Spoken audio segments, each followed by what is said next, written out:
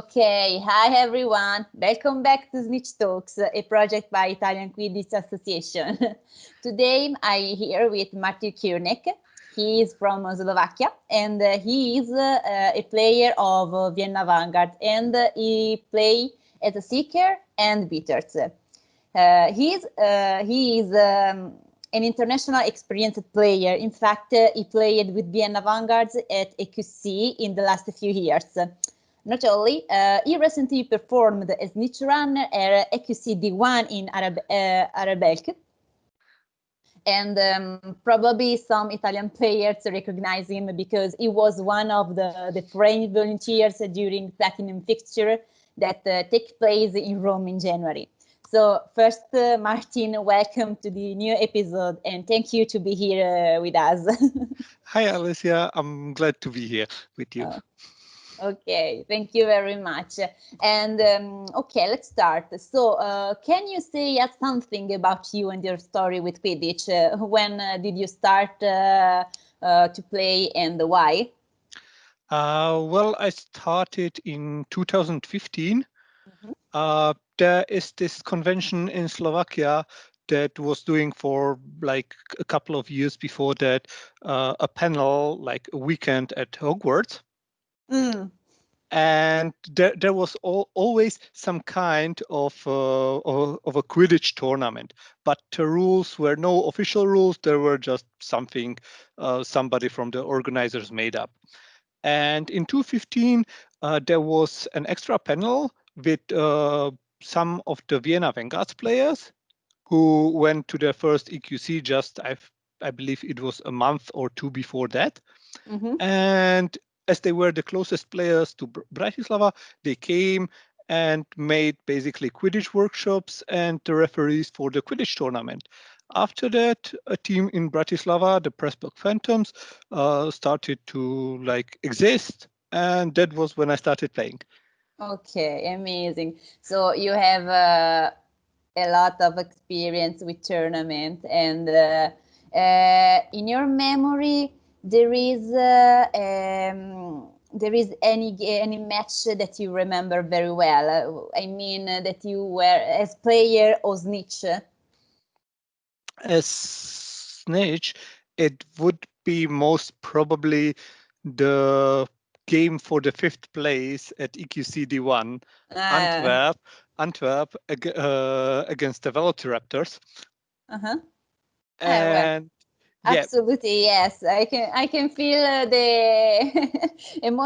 feelings for you. Yeah, and basically, I'm not a small person, but when I was standing there with the starting seekers, which were Callum Lake and Lauren Wenkela, I was feeling very small because it was like, hello, big person. Hello, other big person. Oh, I can understand you. It was quite intimidating. Yeah. Well, but I think that the dimension of someone isn't related to the quality of gaming because one of I talked to Nicole Stone that and she is the proof. Yeah, exactly. And obviously you met a lot of people, and do you think that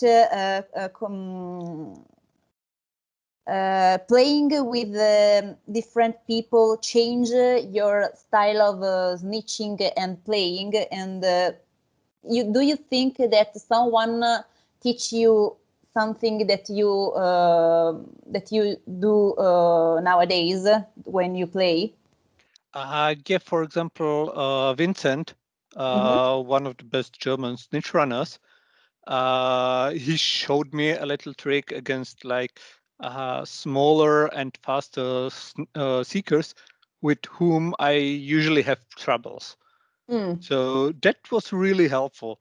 Also happened at EQC. Amazing. Okay, so thank you.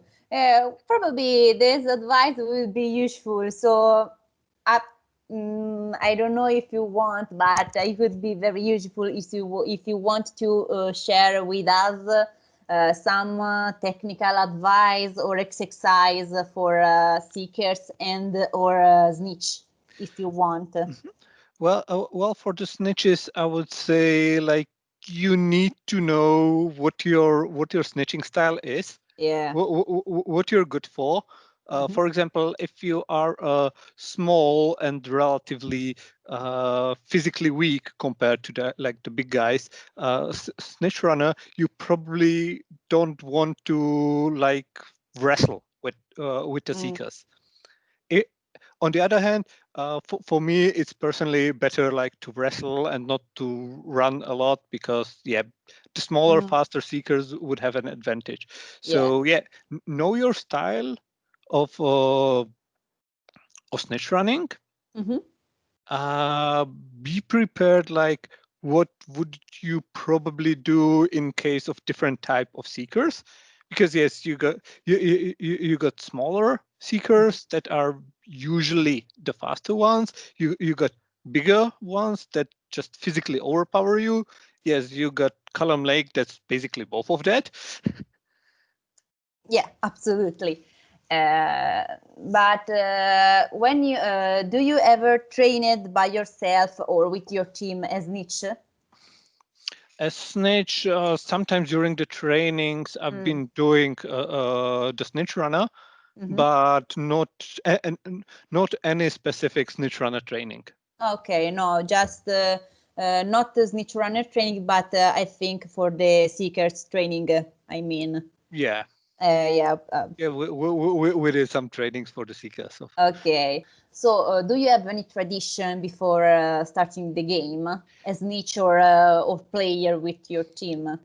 And generally, I travel when abroad with a couple of plush owls, and I have them always observe the game where I'm playing or like being an official or snitch runner.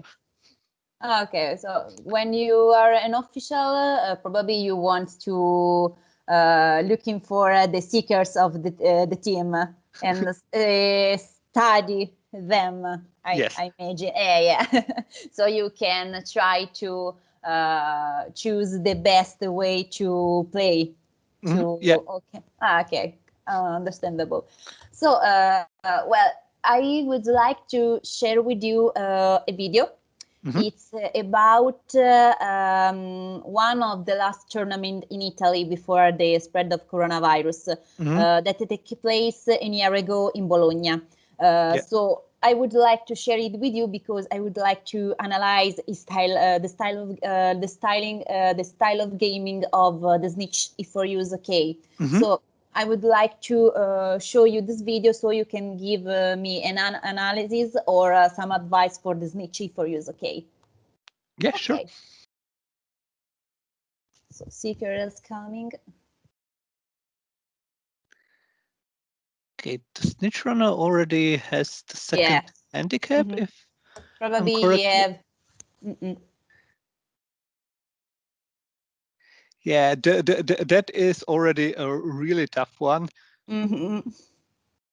Because defending only with one hand is extremely difficult and exhausting. But the snitch runner is doing a good job with keeping the seekers like not directly close of him and not giving them many chances to try to catch him or her. I'm not sure, or them. Well, in this game, there is two different kind of seekers because the orange one is very tall, while the black one is taller. So this is two different approach of to the seeker, to the snitch probably, and he have to adapt his style of gaming to these seekers. And in fact, this is the catch. Yeah.